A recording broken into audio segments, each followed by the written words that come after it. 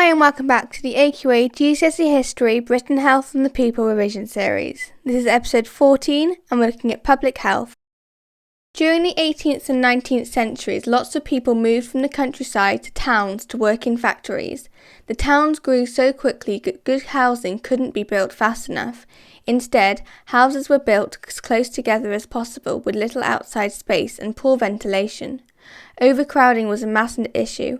Workers had little money, so tried to live in the smallest possible space. Families with 4 or more children often lived in one room.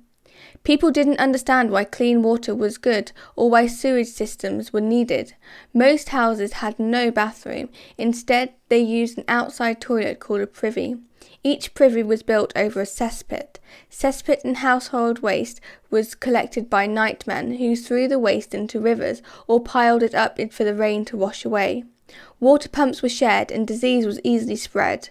Cholera reached Britain in 1831 and by 1832 it was an epidemic. Over 21,000 people died that year. The cholera spread by when infected sewage was drunk. This caused extreme diarrhea. Sufferers often died from water loss and mineral loss, but the rich and poor caught the disease.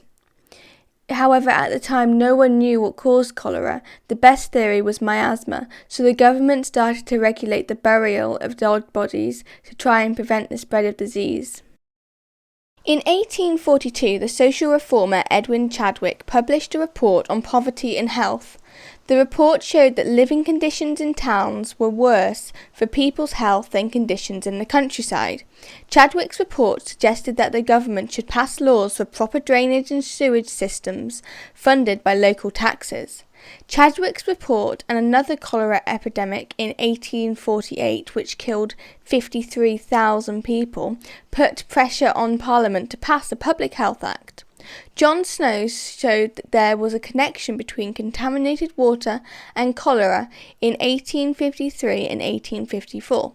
He studied a cholera outbreak in Broad Street area of London and noticed that the victims all used the same water pump, so he removed the handle of the water pump and it ended the outbreak. In 1848, there was an act set up by the Central Board of Health which included Chadwick as a member and allowed any town to set up its own local board of health if the town's local taxpayers agreed. As in other towns, a lot of waste in London drained into water sources, including the River Thames.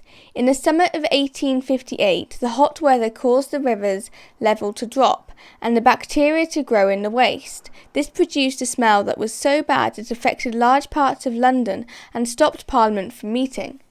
To reduce the stink, Joseph Bazalgette was appointed in 1859 to build a new London sewer system. The sewer transported waste that was normally dumped into the Thames away from heavily populated areas to the Thames estuary, about 1,300 miles from the sewers where they were built. The sewer system was officially opened in 1865. Bazalgette's design became the blueprint for most cities in Western Europe. In the 19th century, people believed in a laissez-faire style of government. They thought the government shouldn't have to intervene in public health. But then things began to change. Evidence from Chadwick and Snow and Pasteur's germ theory showed that cleaning towns could stop the spread of disease. In 1867, the Second Reform Act was passed, giving nearly 1 million more people the right to vote, most of whom were industrial workers. Several reformers helped to change the attitudes towards health. William Farr, who was a statistician who recorded causes of death, used his statistics to press for reforms in areas where death rates were high. Between 1871 and 1872, the government followed the Royal Sanitary Commission's proposal to form a local government board and divide Britain into sanitary areas, administered by officers of public health. In 1875, Benjamin Disraeli's government passed another Public Health Act. It forced councils to appoint health inspectors and sanitary inspectors to make sure that laws on things like water supply and hygiene were followed. It also made councils maintain sewage systems and keep their town streets clean. The 1875 Public Health Act was more effective than the one passed in 1848 because it was compulsory. Disraeli also brought in the Artisans' Dwelling Act in 1875 as well. This let local councils buy slums with poor living conditions and rebuild them in a way that was fit for the new government, backing housing standards. So that's the end of episode 14 of the AQA GCSE History, Britain, Health and the People revision series.